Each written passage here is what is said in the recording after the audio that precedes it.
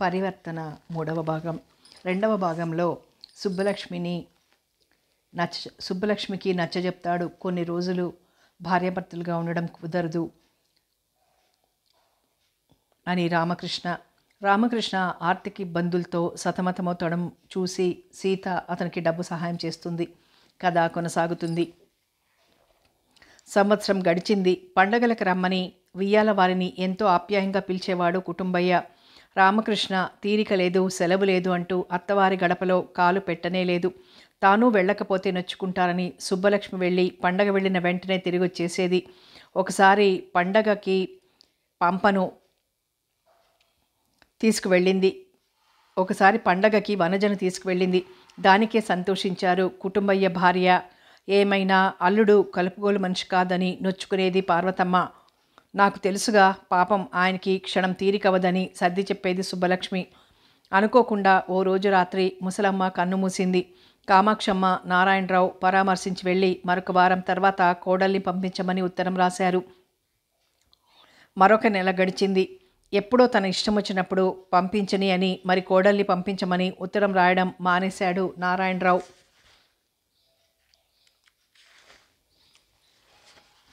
ఓ రోజు కుటుంబయ్య దగ్గర నుంచి ఉత్తరం వచ్చింది. సుబ్బలక్ష్మికి వారం రోజులై జ్వరం విడవకుండా వస్తుందని, లేచి తిరగటం లేదనిను. నారాయణరావు సీత ఇంటికి వెళ్ళాడు 4 రోజుల క్రితమే. చందు ఉద్యోగంలో జాయిన్ అయి నెల రోజులైంది. ఎవరన్నా వెళ్ళి ఓసారి చూసొస్తే బాగుండును. ఈ మాట ఆ రోజంతా 100 సార్లు అనుకుంది కామాక్షమ్మ. రామకృష్ణ రాగానే చెప్పింది. లక్ష్మికి వారం రోజులై జ్వరంగా ఉందట అని. అతనేమీ మాట్లాడలేదు. సరే, తను బాచి సుబ్బలక్ష్మిని చూడటానికి వెళ్తున్నట్లు చెప్పి, ఈ 2 రోజులు హోటల్లో తినేయండి రామకృష్ణ అంది కామాక్షమ్మ. సర్లే వెళ్ళిరా అని తేలిగ్గా నిట్టూర్చాడు రామకృష్ణ.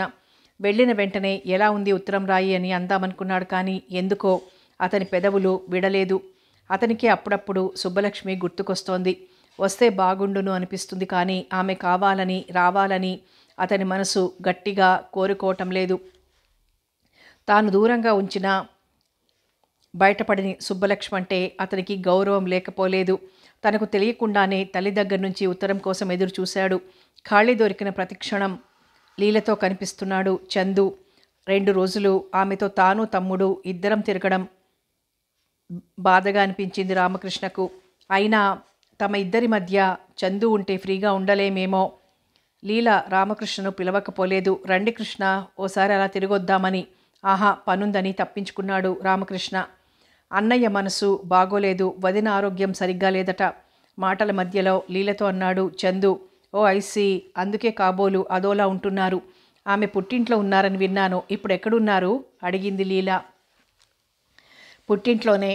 అయితే ఈయన వెళ్ళలేదేం? అదే ఎవ్వరికి అంతుపట్టని రహస్యం.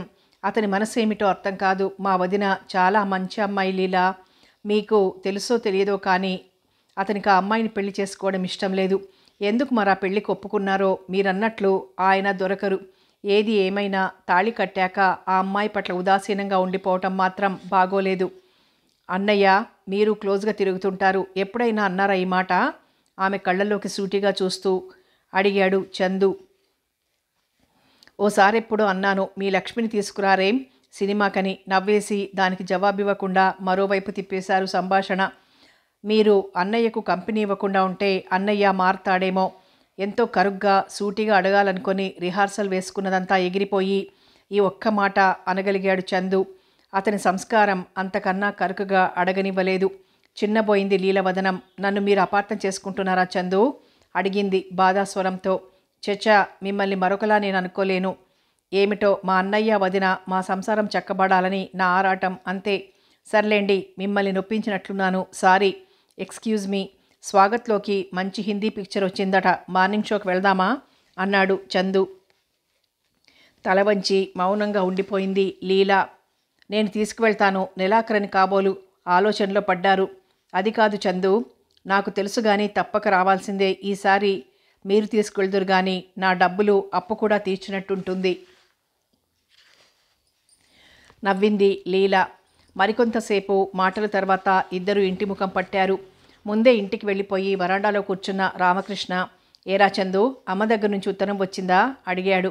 ఆ వచ్చింది, నిన్ననే చెప్దామనుకుంటూ మర్చిపోయాను అని ప్యాంటు జేబులు తడుముకున్నాడు ఉత్తరం కోసం. సర్లే, ఎక్కడో పడేసుంటావు. ఏం రాసింది? ఎప్పుడొస్తుందట? 2 రోజుల్లో వచ్చేస్తానని రాసింది అని లోపలికెళ్ళిపోయాడు చందు.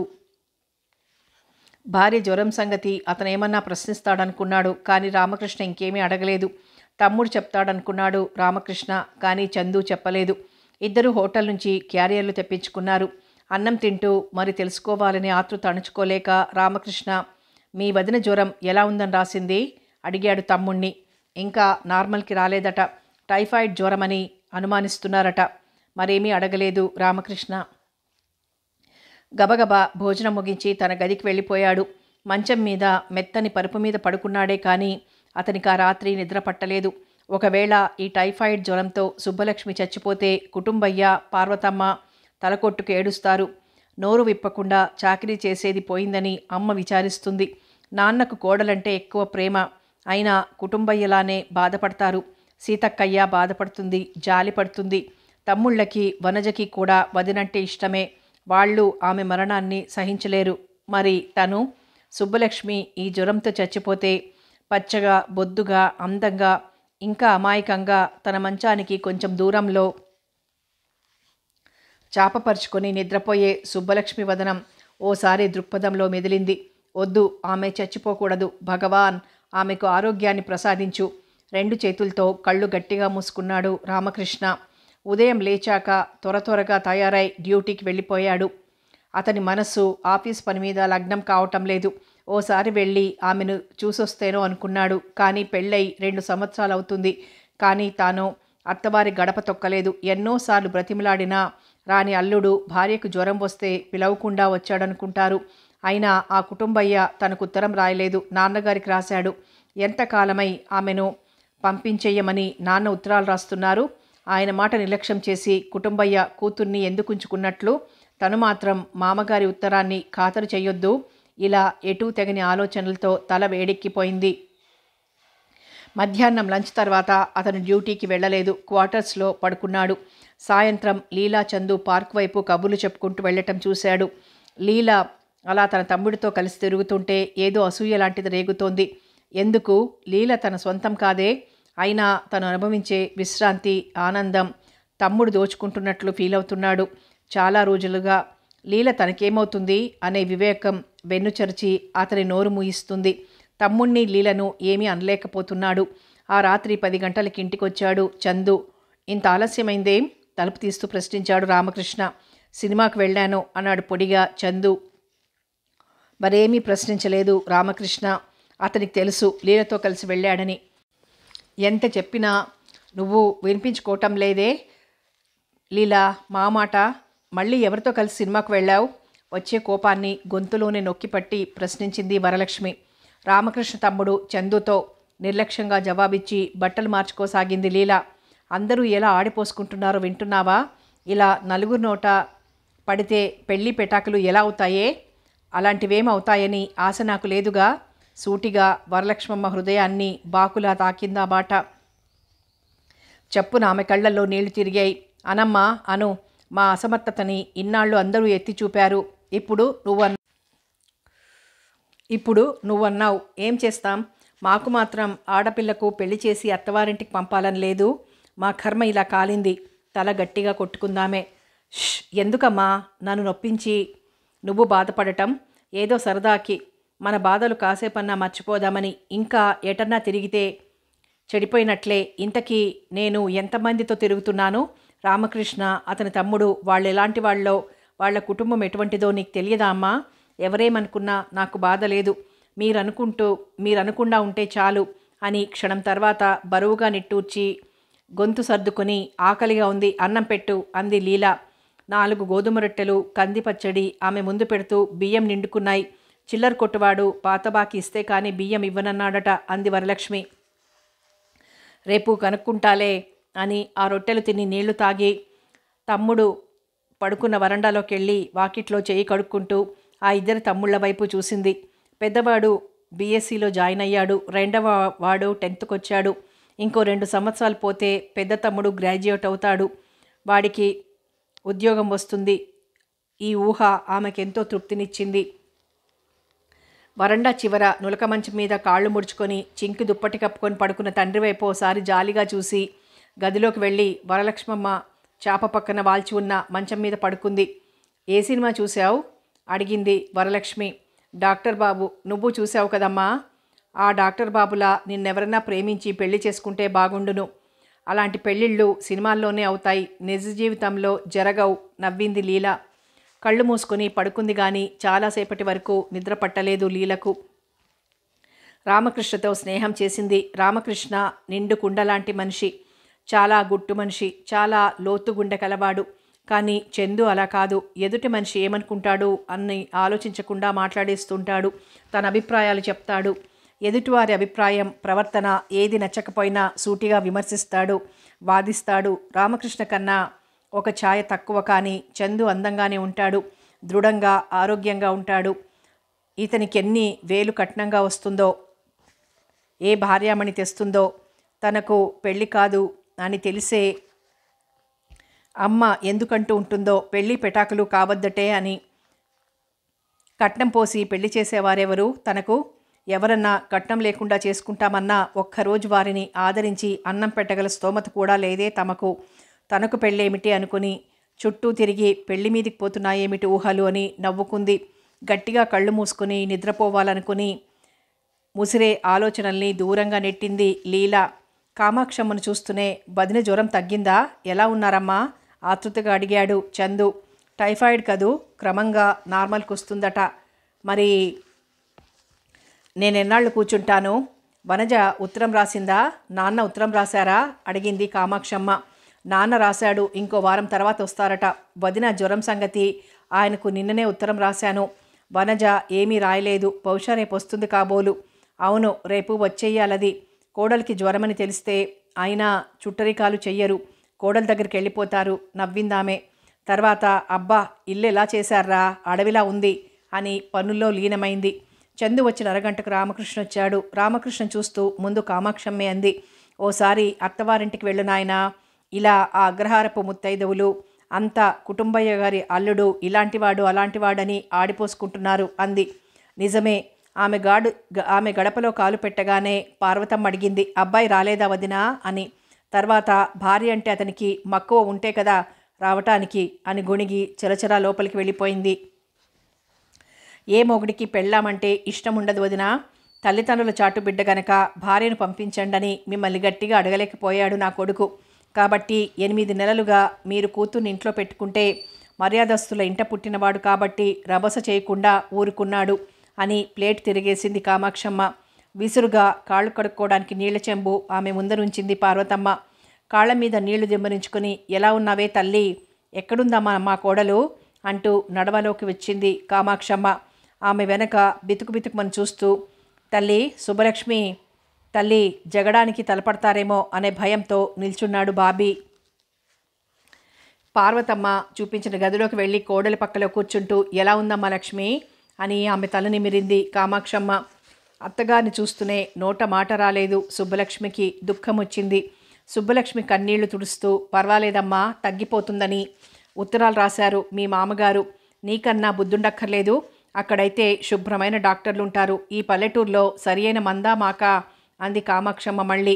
అమ్మ తొందరపాటుగా ఏదో అనేసింది. ఏమి అనుకోకండత్తయ్యా, జ్వరం తగ్గాకొస్తాను అంది సుబ్బలక్ష్మి రుద్ధస్వరంతో. తర్వాత ఒక్కొక్కరే ఇరుగు పొరుగులు రావటం, ఏవో సూటిపోటి మాటలంటం. ఆ ఊళ్ళో ముళ్ళ మీద ఉన్నట్లే ఉంది కామాక్షమ్మకి. లక్ష్మిని నువ్వు వచ్చేయాల్సిందమ్మా అన్నాడు రామకృష్ణ. ఎలా తీసుకొస్తాన్రా? మంచం మించి కింద కాలు పెట్టకుండా ఉంది. అయినా ఆ పల్లెటూరి కాకులు నన్ను పొడి చెయ్యరు. రామకృష్ణ మరేమీ ప్రశ్నించకపోయినా అతని విస్తట్లో అన్నం పెడుతూ, తాను అగ్రహారం వెళ్ళింది మొదలు తిరిగొచ్చే వరకు వాళ్ళ ఇరుగు పొరుగులు అన్న మాటలు పూసగుచ్చినట్లు చెప్పి, ఏమీ అనుకోకండత్తయ్యా, మీ అబ్బాయికి చెప్పకండని ఏడుస్తుందా వెర్రిపిల్ల అంది కామాక్షమ్మ. రామకృష్ణ వదనం రోషంతో ఎర్రగా కందింది. ఏమీ మాట్లాడలేదు. తొందరగా భోజనం ముగించి తన గదికి వెళ్ళిపోయాడు.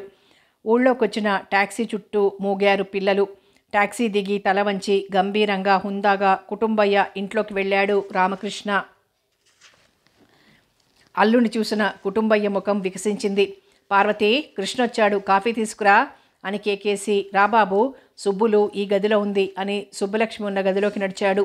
చిక్కి తెల్లగా పాలిపోయి మంచానికి బల్లిలా అంటుకుపోయిన సుబ్బలక్ష్మి వైపు ఒక్కసారి చూసి, వెళ్ళిపోదాం వస్తావా అన్నాడు రామకృష్ణ. అతన్ని చూసిన ఆమె కంగారు పడిపోతోంది. భయం, సంతోషం, ఇంకే భావాల ఒత్తిడో ఆమె పెదవులు మటుకు వణుకుతున్నాయే తప్ప మాటలు విడవడలేదు. కన్నీళ్లు కణతల నుంచి జారిపోసాగాయి. ఇప్పుడెలా తీసుకెళ్తాయవయ్యా అన్నాడు కుటుంబరావు. ఆ గొంతు నిండుగా కోపం, ఇంకేదో అసహనం. అతని మాట పూర్తి అయ్యి కాకముందే సుబ్బలక్ష్మిని 2 చేతులతో ఎత్తుకుని టాక్సీ వైపు నడిచాడు రామకృష్ణ.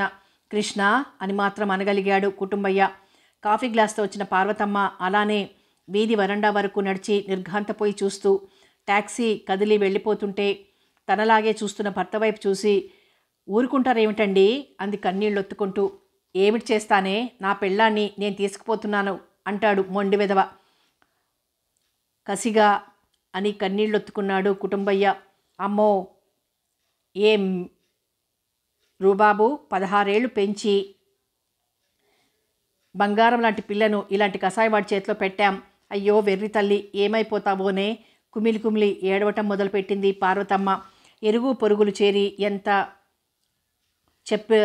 ఎంతో నచ్చజెప్పారు. పార్వతమ్మను ఓదార్చి, నువ్వు వెళ్ళు, రేపు ఉదయం పిల్లను వదులుకుంటామా అని సలహా ఇచ్చారు. వెనక సీట్లో సుబ్బలక్ష్మిని పడుకోబెట్టి ఆమె తలవైపు కూర్చున్నాడు ఇరుగ్గా రామకృష్ణ. టాక్సీ ఊరి పొలిమేర దాటింది. కొంచెంసేపు సుబ్బలక్ష్మి కనులు నీరు కార్చి మూతలు పడ్డాయి. ఆమె పాలభాగం తాకి లక్ష్మి పిలిచాడు రామకృష్ణ. ఆమె ఫెయింట్ అయింది. కలవరంగా టాక్సీ ఆపమని డ్రైవర్కు చెప్పి ఫ్లాస్క్లో వేడి నీళ్లు, గ్లూకోజ్ తనతోనే తెచ్చాడు. గబగబా కలిపి ఆమె తలను తన ఒడిలోకి తీసుకొని కొన్ని క్షణాలు ఉపచారాలు చేశాడు. నెమ్మదిగా కళ్ళు తెరిచింది సుబ్బలక్ష్మి. ఆమె నోట్లో చెంచాతో గ్లూకోజ్ నీళ్లు పోస్తూ, ఎందుకా భయం, ఎందుకలా వణికిపోతున్నావు? ఈ పల్లెటూరులో నీకు సరైన వైద్యం దొరకదు, తొందరగా కోలుకోలేవు. అందుకని మన ఊరు తీసుకుపోతున్నాను. చూడు, నువ్వేమీ కలవరపడకూడదు, బాధపడకూడదు అన్నాడు రామకృష్ణ. 4 చెంచాలు నీళ్లు మింగి బరువుగా కళ్ళు మూసుకుంది సుబ్బలక్ష్మి. టాక్సీ కదిలింది. కుదుపుకి జారిపోతున్న ఆమె తలను మళ్ళీ ఒడిలోకి తీసుకున్నాడు రామకృష్ణ. ఆమె ఏమీ ఆలోచించటం లేదు. తృప్తిగా, సంతోషంగా అతని ఒడిలో తల ఉంచి నిద్రపోయింది. 2 చేతుల్లో సుబ్బలక్ష్మిని ఎత్తుకొని ఇంట్లోకి వచ్చిన కొడుకు వైపు తెల్లబోయి చూస్తూ, కృష్ణ, ఏం పనిరా ఇది అంది కామాక్షమ్మ.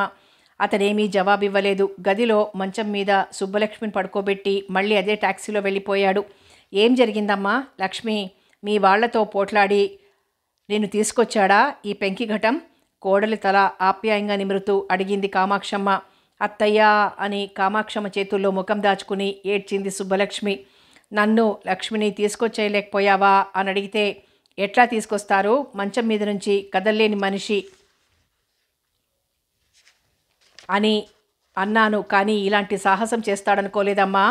అయితేనేం, నీకొచ్చిన భయమేం లేదు. నేను మీ అమ్మలాంటి దాన్ని కాను. జాలిగా మనస్ఫూర్తిగా ఓదార్చింది కామాక్షమ్మ. తర్వాత ఆమె చేత హార్లిక్స్ తాగించింది. మరికొంచెం సేపటికి డాక్టర్ని వెంటబెట్టుకొచ్చాడు రామకృష్ణ. డాక్టర్ వేసిన ప్రశ్నలన్నింటికీ మృదువుగా జవాబులిచ్చింది సుబ్బలక్ష్మి. టాబ్లెట్స్ తల్లి చేతికిచ్చి ఎప్పుడెప్పుడు ఇవ్వాలో చెప్పాడు రామకృష్ణ. ఇదేమిట్రా, వాళ్లతో తగ్గువాడి తీసుకొచ్చావా అమ్మాయిని? మళ్ళీ ప్రశ్నించింది కామాక్షమ్మ. లేదమ్మా, తగువేం రాలేదు. అక్కడ సరి అయిన వైద్యం ఉండదని తీసుకొచ్చేశాననేసి అక్కడి నుండి వెళ్ళిపోయాడు రామకృష్ణ. మాట మాత్రమన్నా ఇంట్లో తన ఉద్దేశం చెప్పాడు కాదు. గొడుక్కుందావిడ. ఏం వదినా ఇలా అయిపోయావు, సుస్తీనా? మర్నాడు ఊరు నుంచి వచ్చిన వనజ కనుల నిండా నీరు నింపుకుంటూ అడిగింది సుబ్బలక్ష్మిని. వనజ చెయ్యి చేతిలోకి తీసుకొని మౌనంగా ఉండిపోయింది సుబ్బలక్ష్మి. ఇంతకాలం మీ వాళ్ళింట్లో మమ్మల్ని మరిచి ఎలా ఉండిపోయావు వదినా అని ఇంకేమో అనబోతున్న వనజను కామాక్షమ్మ పిలిచింది. ఇటు రావే, కాఫీ తాగి స్నానం చేసి వదినతో కబుర్లు చెప్దు గాని అని తర్వాత జరిగిందంతా నెమ్మదిగా చెప్పి, అదేం చేస్తుంది పాపం, వాళ్ళు దాన్ని కదలనివ్వలేదు. మరేమీ అడక్కు, బాధపడుతుంది అంది కామాక్షమ్మ. చూడరా అన్నయ్య ఏం పనిచేశాడో అని చందు రాగానే చెప్పింది కామాక్షమ్మ. మంచి పనిచేశాడని నవ్వాడు చందు. ఆ మరురోజు నారాయణరావు కూడా వచ్చాడు. కోడల్ని చూస్తూనే కంగారు పడిపోయాడు. తానెన్ని ఉత్తరాలు రాసినా ఆమెను పంపించినందుకు నిష్ఠూరాలాడాడు. కొడుకు చేసిన పనికి మెచ్చుకున్నాడు. వెళ్ళొద్దని వారిస్తున్న భర్తతో హోరాహోరీ పోట్లాడి సుబ్బలక్ష్మి వచ్చిన 4వ నాడు ఆమెను చూడాలనొచ్చింది పార్వతమ్మ. గడపలో అడుగుపెట్టిన పార్వతమ్మను ఎన్ని ఉత్తరాలు అమ్మాయిని పంపించండి రాసినా పంపించడం మానేశారు. మీకెంత డబ్బుంటే మాత్రం మా మాటంటే అంత నిర్లక్ష్యమా అని నానా మాటలు అనేశాడు నారాయణరావు. బొద్దుగా తెల్లగా అందంగా ఉండే కోడలు నల్లగా పొగ కాడలా మాడి అనారోగ్యంతో మంచంలో ఉండటంతో అతని ప్రాణం గిలగిల కొట్టుకుంది. సహించలేకపోతున్నాడు. నేరమంతా వియ్యాల వారిదే అనిపిస్తోంది. కామాక్షమ్మ కూడా వియ్యపురాలిని ఏమో సూటిపోటి మాటలంది. రాత్రి ఇంటికొచ్చిన రామకృష్ణ అత్తగారిని పలకరించనేలేదు. మర్నాడు తల్లి చేతిని తన చేతిలోకి తీసుకుని నువ్వు వెళ్ళిపోమ్మా, పర్వాలేదు, మీ అల్లుడికి మా అత్తగారికి నేనంటే ఎంతో ప్రేమ, నాకేం భయం లేదు, వెళ్ళిపోమ్మా అంది బ్రతిమలాడే ధోరణిలో. 10 గంటల బస్కి ప్రయాణమై వెళ్ళిపోతున్న పార్వతమ్మను ఎవ్వరూ ఉండమనలేదు. సుబ్బలక్ష్మి జ్వరం తగ్గి పత్యం తినేసరికి 15 రోజులు పట్టింది. రామకృష్ణ ప్రతిరోజు ఆమెను అడుగుతాడు, ఎలా ఉంది ఒంట్లో, మందు వేసుకున్నావా, డాక్టర్ వచ్చి చూశారా అని. ఆమె పొడిగా జవాబులిస్తుంది. అంతే. తన విధి నిర్వర్తించినట్లు వెళ్ళిపోయేవాడు. అతను తన పక్కలో కూర్చుని 4 కబుర్లు చెప్తే బాగుండునని అనిపించేది సుబ్బలక్ష్మికి. వదిన వైద్యానికి ఏ 400 అయ్యుంటుంది. ఇవాళ జీతం మామూలుగా ఇంట్లోకి ఇచ్చాడు అన్నయ్య. అన్నయ్య జీతం ఏమన్నా పెరిగిందేమిట్రా చందు అడిగింది కామాక్షమ్మ నెమ్మదిగా అతని మంచం మీద కూర్చుంటూ. నవ్వి, జీతం పెరగలేదు, వాచి ఉంగరం అమ్మేశాడు, డాక్టర్ బిల్లు వచ్చే నెలలో ఇస్తానని చెప్పాడట అతనికి అన్నాడు చందు. నీ జీతం 250 ఏమిట్రా? అంతే, 300 ఇస్తారని చెప్పాడు అన్నయ్య. ఇవ్వలేదు. కొన్ని క్షణాలు ఎవరూ మాట్లాడలేదు. నెమ్మదిగా లేచి తన మంచం మీద పడుకుంది కామాక్షమ్మ. 2 నెలలు గడిచాయి. బలమైన ఆహారం టానిక్కులు తీసుకోవటంతో త్వరగా కోలుకుంది సుబ్బలక్ష్మి. కుటుంబయ్య రాసిన ఉత్తరాలకి నారాయణరావు జవాబు ఇవ్వటం లేదు. పార్వతమ్మ ఆరోగ్యం పాడై ఇల్లు గడవటం కష్టమై కాబోయే కోడలి చదువు మాన్పించి కొడుక్కి పెళ్లి చేయాలని నిశ్చయించుకున్నాడు కుటుంబయ్య. ముహూర్తం నిశ్చయమయ్యాక పిలవటానికి వియ్యాల వారింటికొచ్చాడు. వస్తూనే వీధి వరండాలో ఈజీ చైర్లో కూర్చున్న నారాయణరావుని తానే పలకరించాడు. బావగారు క్షేమమా అని. ఉలికిపాటుగా కదిలి, ఓ బావగారా, క్షేమమే, మీ దయవల్ల అని నవ్వబోయాడు నారాయణరావు. అతను కూర్చోమని అనకుండానే అతని ఎదర స్టూల్ బల్లలాగి కూర్చుంటూ మా అబ్బాయికి పెళ్లి నిశ్చయమైందన్నాడు కుటుంబయ్య. ఓ, మీరంతా తప్పక రావాలి. ఎంత మాట! వ్యంగ్యం ధ్వనించింది అతని స్వరంలో. ఓ వారం ముందుగా అమ్మాయిని తీసుకువెళ్లాలని వచ్చాను. నాదేముంది, అల్లుడు పంపించి అమ్మాయి వస్తారంటే తీసుకువెళ్ళొచ్చు. ఇద్దరి మధ్య నిశ్శబ్దంగా కొన్ని క్షణాలు దొర్లాయి. ఎవరొచ్చారు అంటూ యువతలకొచ్చిన కామాక్షమ్మ కుటుంబయ్యను చూడటంతోనే ముఖం చిట్లించుకొని లోపలికి వెళ్ళిపోయింది. కుటుంబయ్య మనసు నొచ్చుకుంది. లేచి తనంతట తానే లోపలికి వెళ్ళాడు కూతుర్ని చూడాలని. నారాయణరావు ఉత్తరాలకి జవాబు ఇవ్వకపోయినా కూతురి యోగక్షేమాలు ఆ ఊళ్ళో తన పరిచయస్తుల్ని అడిగి తెలుసుకుంటూనే ఉన్నాడు. అల్లుడు ఆమెను జాగ్రత్తగా వైద్యం చేయించాడన్న వార్త అతనికి తృప్తినిచ్చింది. తండ్రిని చూసిన సుబ్బలక్ష్మి కళ్ళు చప్పున చెమ్మగిల్లాయి. గబగబా కళ్ళు చీరకొంగుతో తుడిచేసుకుని అంతా బాగున్నారా నాన్న పలకరించింది. నీ ఆరోగ్యం బాగుందా తల్లి? మేం బ్రతికుండి లేనివాళ్లమైపోయాం అని బాధగా గొంతు సవరించుకొని, అమ్మ వంట్లో బాగుండటం లేదమ్మా, అందుకని అన్నయ్యకు పెళ్లి నిశ్చయించాం. శారద వదిన చదువు మానేస్తుందా? అతని మాట మధ్యలో ప్రశ్నించింది సుబ్బలక్ష్మి. మానేస్తుంది. ఎందుకమ్మా చదువు? ఉద్యోగం చేస్తుందా, ఊళ్ళెళ్తుందా? ముహూర్తం నిశ్చయమైంది, నిన్ను తీసుకువెళ్లాలని వచ్చాను. కాళ్ళు కడుక్కొని చెంబుతో నీళ్ళిచ్చింది సుబ్బలక్ష్మి. కాళ్ళు కడుక్కొని పైమీది కండువా ఒత్తుకుంటూ, మీ ఆయన ఎన్ని గంటలకు వస్తాడు అడిగాడు కుటుంబయ్య. రాత్రి 8, 9 అవుతుంది. రాత్రి 8, 9 అవుతుంది. అయితే అలా ఊళ్ళో పనులున్నాయి, చూసుకొస్తాను. నే వచ్చే లోపల కృష్ణ వస్తే అడుగు. రేపు ఉదయం వెళ్ళిపోదాం అని వీధిలోకి వెళ్ళి, వస్తాను బావగారు, మళ్ళీ రాత్రికి వస్తానని వెళ్ళిపోయాడు కుటుంబయ్య. కనీసం కాఫీ అన్నా ఇవ్వలేదు నాన్నకని సుబ్బలక్ష్మి మనస్సు బాధపడింది. సుబ్బలక్ష్మిని చూస్తూ రుసరుసలాడటం ప్రారంభించింది కామాక్షమ్మ. రాత్రి రామకృష్ణ రాకముందే వచ్చాడు కుటుంబయ్య. రండి భోజనం చేద్దామని పిలిచాడు నారాయణరావు. చేసే వచ్చాను, పొడిగా జవాబిచ్చాడు కుటుంబయ్య. రామకృష్ణ మామగారిని దాటి వెళ్ళిపోయాడు కానీ పలకరించలేదు. వీరందరూ ఇలా నన్ను అపరాధిలా చూడటానికి నేను చేసిన పొరపాటేమిటో నవ్వుకున్నాడు కుటుంబయ్య. రామకృష్ణ చందు భోజనం చేస్తున్నారు. నారాయణరావు తన గదిలో కూర్చొని చుట్ట కాలుస్తున్నాడు. వనజ బాబీ చదువుకుంటున్నారు. కొడుకులకి వడ్డన చేస్తోంది కామాక్షమ్మ. వీధిలో కూర్చున్న తండ్రి దగ్గరికి వచ్చింది సుబ్బలక్ష్మి. మాట పలుకు లేకుండా, వీళ్ళంతా నిన్నిలా అవమానించటానికి నువ్వు చేసిన పొరపాటేమిటి నాన్న అడిగింది రుద్ధస్వరంతో నెమ్మదిగా. పొరపాట అని నవ్వి, ఆడపిల్లని కనటం మొదటిది, పెళ్లి చేయటం రెండవది అన్నాడు కుటుంబయ్య. అమ్మ లేచి తిరుగుతుందా? లేదమ్మా, మంచంలోనే ఉంది. మామయ్య అత్తయ్య వచ్చారు, పెళ్లి పనులు వారే చేస్తున్నారు. సుబ్బలక్ష్మి కళ్ళల్లో నీళ్లు తిరిగాయి. ఇంతలో అమ్మాయి లక్ష్మి పిలిచింది కామాక్షమ్మ. గబగబ కళ్ళు తుడుచుకొని లోపలికి వెళ్ళిపోయింది సుబ్బలక్ష్మి. బాబు బాగున్నావా? రామకృష్ణ ఉన్న గదిలోకి వచ్చి పలకరించాడు కుటుంబయ్య. కుర్చీలోంచి చివాలన లేచి నిల్చుని, ఎప్పుడొచ్చారు అన్నాడు తడబాటుగా రామకృష్ణ. ఉదయమే వచ్చాను నాయన. మా సుధకి పెళ్లి నిశ్చయమైంది. నాన్నగారికి చెప్పాను, అందరూ రావాలి మరి అని. క్షణం తర్వాత సుబ్బుల్ని ముందుగా తీసుకువెళ్లాలని వచ్చాను. నాన్నగారిని అడిగితే నీతో చెప్పి తీసుకువెళ్ళమన్నారు అని అల్లుడి వైపు ఆతృతగా చూశాడు కుటుంబయ్య. వెంటనే ఏ జవాబు చెప్పలేకపోయాడు రామకృష్ణ. ఇప్పుడిప్పుడే కోలుకుంటోంది లక్ష్మి. మళ్ళీ ఈ పెళ్లి హడావిడితో ఆమె ఆరోగ్యం పాడైతే ఆమె జబ్బుకైన అప్పు ఇంకా తను పూర్తిగా తీర్చలేదు. మెడికల్ షాప్లో 100 రూపాయలు ఇవ్వాలి. డాక్టర్కి ఇంకా 50 బాకీ ఉన్నాడు. ఏమంటావు బాబు? అతని మౌనాన్ని సహించలేనట్టు అడిగాడు కుటుంబయ్య. నాదేముంది, మీ అమ్మాయి వస్తారంటే తీసుకువెళ్ళండి అన్నాడు రామకృష్ణ నవ్వేస్తూ. బాగుంది, ఈగ కథలా ఉంది అని తనలో తాను గొణుక్కుని వంటిల్లు సవరిస్తున్న కూతురు దగ్గరికి వెళ్ళి, ఏమమ్మా రేపు ఉదయం నాతో వస్తావా అడిగాడు కుటుంబయ్య. మీ అల్లుని అడిగావా ప్రశ్నించింది సుబ్బలక్ష్మి. మీ అమ్మాయిని అడగండి, ఆమె వస్తే తీసుకువెళ్ళండి అన్నాడు. తేజల సంబంధం అని ఏరి కోరి చేసినందుకు మా గడ్డి మాకు కనిపిస్తున్నాడు. అతని గొంతు బాధగా ధ్వనించింది. నేను అడిగి చెబుతాలే నాన్న అని రామకృష్ణ గదిలోకి వెళ్ళింది సుబ్బలక్ష్మి. అతనేవో కాగితాలు చూసుకుంటున్నాడు. అతని ఎదురుగా టేబుల్పై చెయ్యాంచి 2 క్షణాలు మౌనంగా నిల్చొని, అన్నయ్య పెళ్ళట, నాన్న ముందుగా తనతో రమ్మని పిలుస్తున్నారు అంది సుబ్బలక్ష్మి. ఆమె గొంతు భయమో మరేమిటో సన్నగా వణికింది. చివాలన తలెత్తి చురుగ్గా ఆమె కళ్ళల్లోకి చూసి, నీ ఇష్టం, నన్నడిగేదేముంది అన్నాడు విసురుగా. వాళ్ళది పొరపాటే అనుకోండి, కానీ ఇప్పుడు నేను వెళ్ళకపోతే బాధపడతారు అంది మళ్ళీ 2 క్షణాల తర్వాత. చెప్పానుగా వెళ్ళమని. నీ ముందు, నీ ఆస్తి ముందు నేనేపాటి వాడిని? నా లక్ష్యం ఏముంది నీకు? వెళ్తే వెళ్ళిపో, నన్ను డిస్టర్బ్ చెయ్యకు.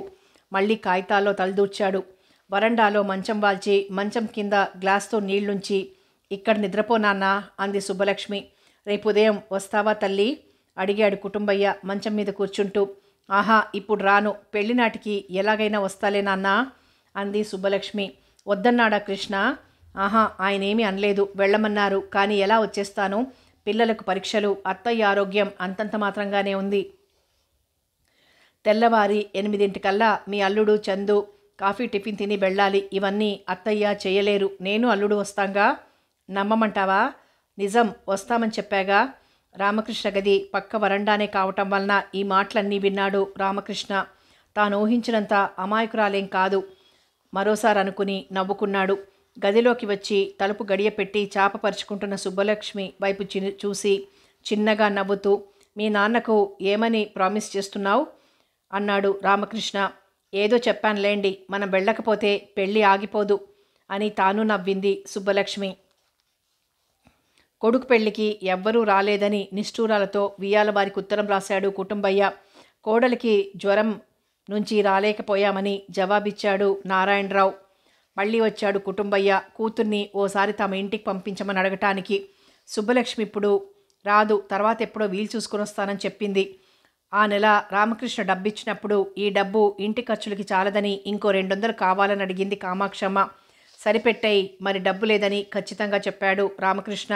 ఎలా సరిపడుతుంది అని ఏవేవో లెక్కలు చెప్పి, వాడి జీతం నాన్న కాబోలి వాడి దగ్గర తెచ్చిన అప్పులకే సరిపోతోంది అంది కామాక్షమ్మ. తెల్లబోయాడు రామకృష్ణ. క్షణంలో మళ్ళీ తీరుకుని, కాబోలి వాడి దగ్గర అప్పు తేవాల్సిన అవసరాలు ఏమొచ్చాయమ్మా అన్నాడు. ఆ అప్పులు లేకుండా నువ్విచ్చిన జీతంతో ఇల్లు వేగిపోతుందా నాయనా? ఏడు ప్రారంభించింది. తర్వాత దిక్కుమాలిన సంసారం, ఇక నేను చెయ్యలేను, నీ పెళ్ళాన్ని చెయ్యమను అంది రోషంగా. ఆవిడ చిన్నపిల్ల, తానేం చేస్తుందమ్మా? సంసారం ఖర్చు వెచ్చాలు ఆమెకేం తెలుస్తాయి? కలగజేసుకున్నాడు చందు. చిన్నపిల్ల 3 సంవత్సరాలై కాపురం చేస్తోంది, అదే తెలుస్తుంది. చెయ్యండి నాయనా, మీ వదిన గారు, మీ అన్నదమ్ములు, ఇంకా మాదేం లేదు, మా కాలం తీరిపోయింది అని చేతిలో ఉన్న విసనకర్ర నేలకేసి కొట్టి లేచి అక్కడి నుంచి లేచి వెళ్ళిపోయింది. వంట ఇల్లు సవరిస్తున్న సుబ్బలక్ష్మి కాళ్ళ దగ్గరకు కొన్ని 10 రూపాయల కాగితాలు విసిరేసి, నువ్వే చెయ్యమ్మా సంసారం, నీ మొగుడు డబ్బిస్తాడు అంది కామాక్షమ్మ. క్రిందబడ్డ కాగితాలు తీసి కళ్ళకద్దుకుంటూ, నాకేం తెలుస్తుందత్తయ్యా అంది సుబ్బలక్ష్మి. ఏం నంగనాచి కబుర్లు తల్లి, తెలియదు అని బుగ్గలు నొక్కుకుంది.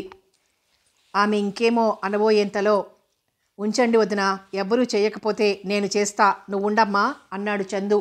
తల వంచి మౌనంగా ఉండిపోయింది సుబ్బలక్ష్మి. డబ్బు జాగ్రత్తగా పెట్టండి వదిన, సాయంత్రం నేనొచ్చాక ఇంట్లోకి కావలసిన సామాన్లు తెస్తాను అన్నాడు చందు. అంగీకారంగా తలూపింది సుబ్బలక్ష్మి. మరెవ్వరూ మాట్లాడలేదు.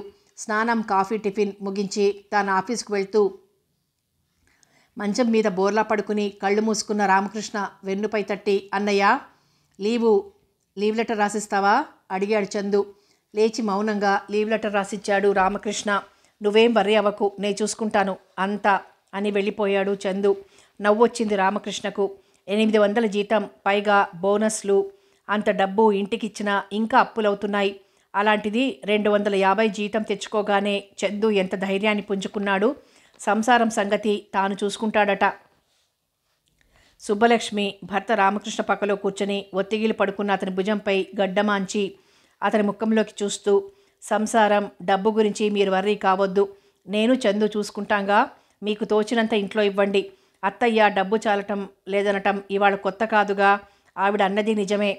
ఇంతకాలం సంసారం ఖర్చులు వెచ్చాలు చూసి అలసిపోయారు వాళ్ళు. వాళ్ళకే గొడవలు లేకుండా మనం బాధ్యత తీసుకుంటే బాగుంటుంది. ఇటుపైన మీ దగ్గర డబ్బు తీసుకుని సంసారం నడిపించే బాధ్యత నాది, మిమ్మల్ని విసిగించను అని నెమ్మదిగా చెప్పి, నాకు చాలా నీరసంగా ముఖం తిరిగేట్టుంది, ఉదయం టిఫిన్ కూడా తినలేదు అంది సుబ్బలక్ష్మి రుద్ధస్వరంతో. ఆమె కన్నీళ్లు అతని వక్షంపై జారాయి. చివాన లేచి కూర్చుని, పద వడ్డన చెయ్యి, వాళ్ళని కూడా రమ్మను, అమ్మని వడ్డన చేయమను, నీకు ముఖం తిరిగేలా ఉంటే క్వార్టర్స్కి పోయి పడుకోవాల్సింది నేను అని బాత్రూమ్ వైపు నడిచాడు రామకృష్ణ. నువ్వు తినే లక్ష్మి, నేను వడ్డం చేస్తానని భర్తకు, రామకృష్ణకు, లక్ష్మికి వడ్డించింది కామాక్షమ్మ. భోజనాలు చేస్తూ ఎవ్వరూ మాట్లాడలేదు. రామకృష్ణ వంచిన తలెత్తకుండా సగం అన్నం వెనక్కి నెట్టి మిగిలిన అన్నంలో మజ్జిగ పోసుకొని తిని లేచిపోయాడు.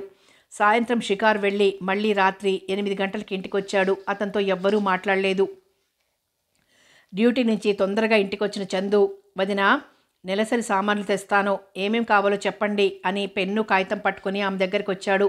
ఒక క్షణం ఆలోచిస్తున్నట్లు మౌనంగా ఉండిపోయి, చెబుతాను రాయి, కానీ మధ్యలో అయిపోతే మళ్ళీ తెచ్చుకోవాలి సామాన్లు అందామే. అలాగే చెప్పండి అని నవ్వి సుబ్బలక్ష్మి చెప్పిన సామాన్లన్నీ రాసుకుని లేచి నిల్చుంటూ, వదినా జాగ్రత్త, మరేమనుకోకండి, ఎక్కువగా ఉడకపెట్టి అని ఆమె వైపు చూశాడు చందు. లేదు, జాగ్రత్తగానే చేస్తాలే నవ్వింది సుబ్బలక్ష్మి. నాన్న, ఎవరెవరికి ఎన్ని బాకీలున్నాయో చెప్పండి అన్నాడు చందు కాగితం పెన్ను పట్టుకుని నారాయణరావు దగ్గర నిల్చుని. ఒక్కసారి కొడుకు వైపు పైనుంచి క్రింది దాకా చూసి నవ్వేస్తూ, ఏం తీర్చేస్తావేమిట్రా అన్నాడతను. ప్రయత్నిస్తాను, చెప్పండి. మహా మొనగాడివి, కృష్ణుడికి ధైర్యం చాలేదు. ఇంతకాలమై మమ్మల్ని పోషిస్తున్నా నీలా అడగటానికి 3 రోజులై జీతం తెస్తున్నావు, అప్పుడే తీరుస్తావు వడ్డీ డబ్బులు? ఓ 100 పారేద్దు చూద్దాం అన్నారు కోపంగా నారాయణరావు. అది కాదు నాన్న, ఇటుపైన ఈ అప్పు సప్పుల బాధ మీకు, ఇంట్లో సంసారం దిద్దుకోవడం బాధ్యత అమ్మకి బదిలించేసి మిమ్మల్ని హాయిగా ఉంచాలనుకుంటున్నాను. చెప్పండి, వడ్డీయో అప్పులో తీర్చవలసింది మేమేగా ఎప్పుడైనా. సరే అయితే రాసుకో అని గబగబా ఎవరెవరికి ఎంత డబ్బు బాకీ ఉన్నాడో చెప్పాడు. అన్నీ కూడితే 2000 రూపాయల చిల్లరైంది. వదిన గారికి చెప్పాడు. సర్లే, ఎలానో చేద్దాం, సామాన్లు తీసుకురా అంది సుబ్బలక్ష్మి. గంభీరంగా ఉదాసీనంగా ఉన్న రామకృష్ణతో ఎవరూ మాట్లాడలేదు. మర్నాడు అతను మామూలుగా డ్యూటీకి వెళ్ళిపోయాడు. రోజులు దొర్లిపోతున్నాయి. ఇప్పుడు జీతం తెచ్చి సుబ్బలక్ష్మికే ఇస్తున్నాడు రామకృష్ణ. చందు కూడా ఆమె చేతికే ఇస్తాడు. ఆమె తెమ్మన్న సరుకులు బజార్ నుంచి తెస్తాడు. ఏమిటి వంట చేయమన్నావే లక్ష్మి అడుగుతుంది కామాక్షమ్మ. బియ్యం, పప్పులు, కూరలు అన్నీ అత్తగారి ముందుంచుతుంది సుబ్బలక్ష్మి. కొత్తగా అప్పు చేయకపోయినా పాత అప్పులు తీర్చడానికి మాత్రం డబ్బు మిగలటం లేదు. బాబీ డబ్బులు అడిగితే నాదేముంది నాయనా, నా చేతులు మీ చిన్నన్న విరిచేశాడు, మీ వదిన్ని అడుగు అంటుంది కామాక్షమ్మ. 1-2 సార్లు రూపాయి అర్ధా ఇచ్చి ఇలా చిల్లర ఖర్చులు చేస్తే ఎలా బాబు? నిన్నింకా పెద్ద చదువులు చదివించాలంటే డబ్బుండాలిగా. అయినా ఇలాంటి ఖర్చులకి అలవాటు పడకూడదని ఆ అబ్బాయికి నచ్చజెప్పి అతని ఖర్చులు చాలా మటుకు తగ్గించింది సుబ్బలక్ష్మి. నారాయణరావు ఆమెను డబ్బులిమ్మని అడగడు. కోడల్ని డబ్బు అడగటం అంటే అతనికి చిన్నతనంగా ఉంటుంది. తానే ఇస్తూ ఉంటుంది. వీధిలోకి వెళ్తారు కాబోలు, ఈ డబ్బు ఉంచండి మామయ్య అని 5దో 10ో అతనికి ఇస్తూ ఉంటుంది. అతను మౌనంగా జేబులో పెట్టుకుంటాడు. కామాక్షమ్మ అడుగుతుంది, లక్ష్మి, నాకు 4 రూపాయలు కావాలి ఇయ్యి అని. ఎందుకత్తయ్యా, ఏం చేస్తారత్తయ్యా అని నవ్వుతూ అడిగి ఆమె ఎందుకు అడిగిందో తెలుసుకుని 4 రూపాయలు కాదు కానీ 2 రూపాయలు తీసుకెళ్ళండి అనేది. దేవాలయానికి వెళ్తే టెంకాయ, అరటిపళ్ళు, దక్షిణ, రిక్షా ఖర్చు అని ఏకరు పెట్టే కామాక్షమ్మ మాటలు తుంచేస్తూ టెంకాయ రూపాయిన్నర పెడితే కాని రాదు, అరటిపళ్లతో దేవుడిని తృప్తిపరచండి అనేది సుబ్బలక్ష్మి. కుటుంబయ్య కూతురువేనే తల్లి అని కొనుక్కుని ఆమె ఇచ్చిన 2 రూపాయలే తీసుకునేది. రామకృష్ణను అసలు డబ్బడగటమే మానేశారు ఆ భార్యాభర్తలిద్దరూ. చందుని ఎప్పుడైనా అడిగితే జీతం వదినికి ఇచ్చేశానమ్మా అనేవాడు. వనజైతే వదిన నాకు చీర కావాలని, గాజులు కావాలని గారంగా మారం చేసేది. అత్తవారింటికి వెళ్ళిపోయే పిల్లవు, నీ కోరిక తప్పక తీర్చాల్సిందే, కానీ డబ్బు చూసుకుని మీ అన్నయ్యకి ఏమైనా బోనస్ వస్తే అని ఆ పిల్లను సంతృప్తిపరిచేది. లేదా బోనస్ వస్తే పాతప్పులు ఎలానో ఉండలే ఉన్నాయనుకుని నవ్వుకునేది. ప్రతి నెల ఆమెనోసారి డాక్టర్కి చూపించి ఏదో టానిక్ కొంటాడు రామకృష్ణ. ఇంకా అతను తనకు దూరంగా ఉండిపోవటానికి కారణం తనలో తనకు తెలియని రోగముంది కాబోలు అనుకున్న సుబ్బలక్ష్మి అతన్ని 2-3 సార్లు అడిగింది, నాకెందుకు ఇంకా మందులు, ఆరోగ్యంగానే ఉన్నానే అని.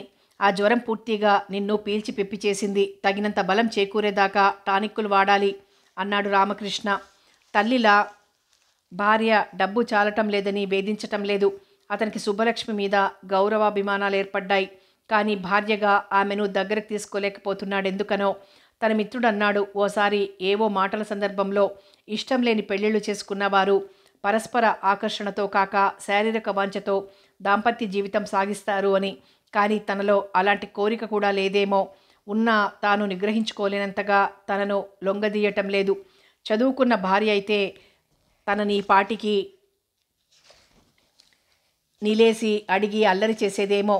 తన మీద పూర్తి విశ్వాసంతో ఉన్న సుబ్బలక్ష్మిని చూస్తే ఒక్కోసారి జాలి, పశ్చాత్తాపం లాంటిది కలిగేది అతనిలో. తాను ఆమెను మోసగిస్తున్నాడా, లేదు ఆమెకు అన్యాయం జరగకూడదు అనుకునేవాడు. చందు, ఈ డబ్బు తీసుకువెళ్ళి ఆ వాకీలు తీర్చేయి అని 2000 రూపాయలు కట్ట ఇవ్వబోతున్న సుబ్బలక్ష్మి వైపు తెల్లబోయి చూసి ఆశ్చర్యంగా అడిగాడు చందు. ఎలా? తీసుకో, పూర్తిగా బాకీలు చెల్లించరా. ప్రతి నెల 125 రూపాయలు వడ్డీ కట్టడం నాకు కష్టం అనిపిస్తుంది. అంత డబ్బెక్కడిది? అన్నయ్యకు బోనస్ వచ్చిందా? బోనస్? ఆ బోనస్లు పాపం నా వైద్యానికి సరిపోతున్నాయి. నా వాటా పంట అమ్మి అన్నయ్య బ్యాంకులో వేశాడు. బ్యాంకులో డబ్బు దాచుకుని ఈ డబ్బుకి వడ్డీ కట్టడం ఎందుకని నిన్ననే విత్డ్రా చేయించి తెచ్చాడు మా అన్నయ్య. మీ అన్నయ్య వచ్చారా నిన్న? మీ డబ్బా? వద్దొదినా, గొడవ చెయ్యకు, ఇచ్చేసిరా. మా అన్నయ్య వచ్చి మళ్ళీ వెంటనే వెళ్ళిపోయాడు. అతనికి ఉత్తరం రాసి డబ్బు తెప్పించాను. దాచుకుని ఈ డబ్బు నేను మాత్రం ఏం చేసుకుంటాను? ఒక్క క్షణం విస్తుపోయాడు చందు. ఆమె మంచితనానికి, త్యాగానికి. గబగబా బట్టలు వేసుకుని బయటకు వెళ్ళిపోతున్న చందు అన్న సుబ్బలక్ష్మి పిలుపు విని వెందిరికి చూశాడు. ఇలా రా పిలిచింది నవ్వుతూ. వచ్చి నిల్చుని ఎందుకు అడిగాడు. ఆ షర్టు మార్చుకుని వెళ్ళు. ఏమైంది? పర్వాలేదులే అని వెళ్ళబోతున్న చందు చొక్కా పట్టి ఆపి, భుజం చిరిగిపోయిందోయ్, ఈ షర్టుతోనే ఆఫీస్కి వెళ్ళావా? చూసుకోలేదు అడిగింది. అవును వదినా, వచ్చే నెల వడ్డీ కట్టడం లేదుగా, కుట్టించుకుంటాలే, 100 రూపాయలు ఇద్దు గాని నవ్వుతూ ఆమె చేతిలోని షర్టు విడిపించుకున్నాడు చందు. అన్నయ్య షర్టు వేసుకోవైపోని జాలిగా చూసింది చందు వైపు సుబ్బలక్ష్మి. వనజకైతే తన చీరలు కట్టుకోమని ఇస్తుంది. బాబీ చిన్నవాడని అత్తగారే కుట్టించేది. డబ్బు ఇబ్బందులు ఎలా ఉన్నా రకరకాల బట్టలు. కానీ చందు బట్టలు ఎప్పుడూ కొత్తగా కట్టుకోగా తను చూసినట్టు గుర్తులేదు. ఆమె హృదయం కరిగింది. అన్నయ్య షర్టు నాకేం సరిపోతుంది వదినా అని నవ్వేసి వెళ్ళిపోయాడు చందు. అప్పుడు అసలు ఇంటి విషయాలు, ఇంట్లోని మనుషులను గురించి ఏమీ పట్టించుకోకుండా జీతం పారేయగానే తన బాధ్యత తీరిపోయినట్లుండే భర్త మీద కోపం వచ్చింది ఆ క్షణంలో ఆమెకు. సీత తన పెళ్ళైన సంవత్సరంలో రావటమే మళ్ళీ ఆమె పుట్టింటికి రాలేదు. అప్పుడప్పుడు తమ్ముడికి ఆప్యాయంగా ఉత్తరాలు రాస్తుంది.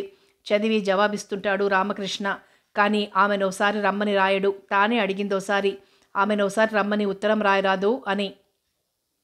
అనవసరంగా తనని ఇబ్బంది పెట్టడం ఆమెకు తీరదు అని నవ్వేశాడతను. ఆమెకు చప్పున గుర్తొచ్చింది. తన భర్తకు తన తండ్రి కొనిచ్చిన బట్టలు 5-6 జతలవి ఉన్నాయి. అతను కుట్టించుకొని వేసుకోలేదని. మరేమీ ఆలోచించి ఆలస్యం చేయలేదు. చిన్న మరిది చేత టైలర్ని పిలిపించి చందు బట్టలు కొలతలిచ్చి అర్జెంటుగా కుట్టిబవనిచ్చేసింది. ఆ రోజు రాత్రి చాలా ఆలస్యంగా ఇంటికొచ్చాడు రామకృష్ణ. గబగబా భోజనం ముగించి చేయి కడుక్కుంటున్న రామకృష్ణను ఇంత ఆలస్యమైందేమివాళ అని ప్రశ్నించకుండా ఉండలేకపోయింది సుబ్బలక్ష్మి. సినిమాకు వెళ్ళాను పొడిగా జవాబిచ్చి తన గదిలోకి వెళ్ళిపోయాడు రామకృష్ణ. దిగువన చాపవాల్చుకొని తలుపు గడియ పెడుతూ ఒక్కరే వెళ్ళారా అడిగింది సుబ్బలక్ష్మి ఒత్తిగిలి తన వైపు చూస్తున్న రామకృష్ణను. నేను లీలా. ఓ, అతను లీలా సినిమా చూశారు. తనను తీసుకుపోరాదు. తనను వెంట తిప్పుకోవటం అతనికి ఇష్టం ఉండదు. తను చదువుకున్నది ఫ్యాషన్లు తెలిసింది కాదు. అతని భార్య అని చెప్పుకోవటం అతనికి ఇష్టం ఉండదు. తనకి ఇంట్లో ఉన్న స్థానం ఏమిటి? ఇదివరకైతే అత్తగారు చెప్పిన పనులు చేయటమే. కానీ ఇప్పుడు ఆ అన్నదమ్ములు తెచ్చిన డబ్బుతో క్లుప్తంగా సంసారం చేయటం కొత్త బాధ్యత నెత్తిన పడింది. దీనిలో చందు తనకెంతో సహాయకారిగా ఉన్నాడు. తన భర్తే చందులా సహకరిస్తే తనెంత సంతోషించేది. అసలు అతనికి తనతో కాపురం చేయటం, తన వెంట సినిమాలకు షికార్లకు తిప్పుకోవటం ఇష్టం కాదు అంతే. లేకపోతే తనింకా చిన్నపిల్లేనా? అతనితో సరదాగా నవ్వుతూ కబులు చెప్పి సినిమాలకు షికార్లకు తిరిగే లీల ఎంత అదృష్టవంతురాలో. ఆమె కళ్ళు చెమ్మగిల్లాయి. తల కింద దిండు పెట్టుకుని చాప మీద కళ్ళు మూసుకుని పడుకుంది. రోజు వదిన మన అప్పు తీర్చేసిందని అన్నకు సంతోషంగా చెప్పాడు చందు మరుసటి రోజు. ఎలా? ఆశ్చర్యంగా ప్రశ్నించాడు రామకృష్ణ.